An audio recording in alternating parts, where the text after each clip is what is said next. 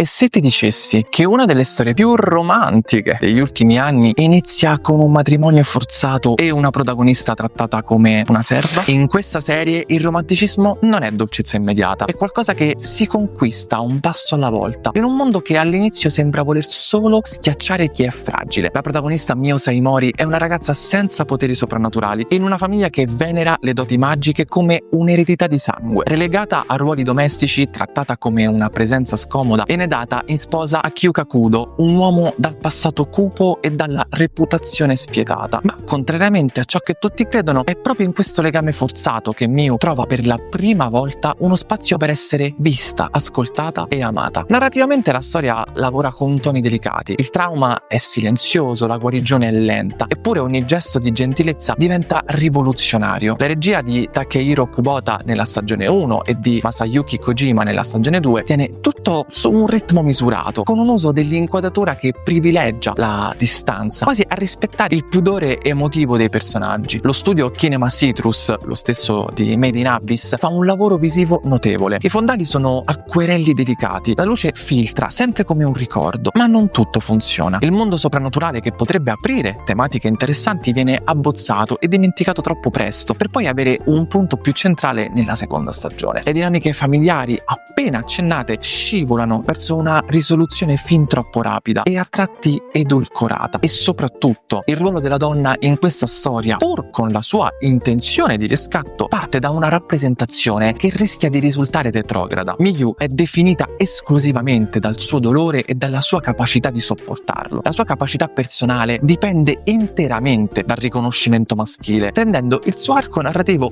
passivo che trasformativo. Online, e mi trovo d'accordo, alcune critiche parlano apertamente di romanticizzazione della sofferenza femminile. Insomma, è una storia che conquista per atmosfera, tenerezza e stile, ma lascia anche l'amaro in bocca per ciò che avrebbe potuto essere, una parabola di liberazione, e invece resta un racconto di salvezza concessa. E tu che ne pensi?